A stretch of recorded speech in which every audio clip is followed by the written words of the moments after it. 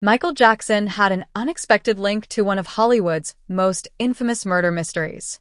While he was moonwalking his way to king of pop status in the 80s, he was close friends with the legendary Liberace's then-lover, a man with underworld connections who would go on to be a witness for the prosecution in one of the biggest murder trials in Hollywood history.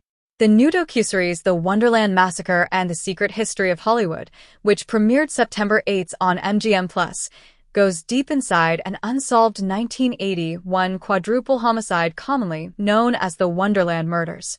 The film features a lengthy interview with Scott Thorson, Liberace's ex, who once claimed to have had an affair with Jackson in the 80s. Thorson is interviewed by crime novelist Michael Connelly, the Lincoln lawyer, Blood Work, in the four-part docuseries, which was directed by Alison Elwood. In episode 2, which premieres on September 15th, Thorson talks about his friendship with Jackson, who died in 2009 at age 50. Thorson does not link Jackson to the murders, but while recalling his involvement with Nash, he discusses his turbulent romantic relationship with Liberace, who died in 1987 at age 67, and his close friendship with the music superstar. People has an exclusive clip of Thorson talking about Jackson and the role he played in the King of Pop's journey with cosmetic surgery. Michael and I became very close when Liberace introduced me to Michael, Thorson recalls in the clip. Later on, Liberace decided to have plastic surgery. Michael decided to have his nose done. I was having my chin done and nose, so we had it on the same day. Things didn't go as planned with what by then had become a routine procedure for Thorson.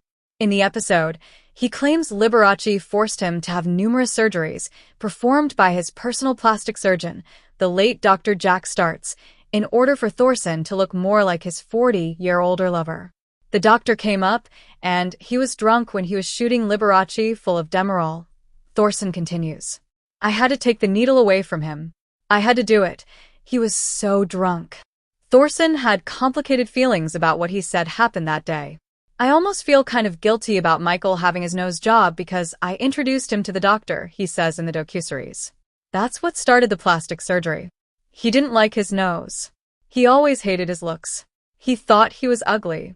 The Wonderland Massacre was believed to have been tied to organized crime and LA's drug underworld, and various suspects were implicated and prosecuted over the years, including nightclub owner and drug mogul Eddie Nash, who allegedly masterminded the murders, and porn star John Holmes. During the 80s, Thorson, who died in August at age 65, was deeply involved in Hollywood's drug scene, of which Nash was a key figure. Thorson discusses his connection to Nash, the murders, and Jackson in the docuseries. Holmes was charged for his alleged involvement with the murders in 1982, but was eventually acquitted. He died in 1988 of complications from AIDS. Nash was tried for orchestrating the murders in 1990, but the trial ended in a hung jury. Thorson was placed in a federal witness protection program and changed his name to Jess Marlowe after testifying for the prosecution. He claimed that while visiting Nash's home on the night of the murders, he heard Nash order the hit that later left 4 people dead in a house on Wonderland Avenue in Laurel Canyon. Holmes and Nash, who died in 2014 at age 85, inspired the characters played, respectively, by Mark Wahlberg and Alfred Molina in the 1997 film Boogie Nights.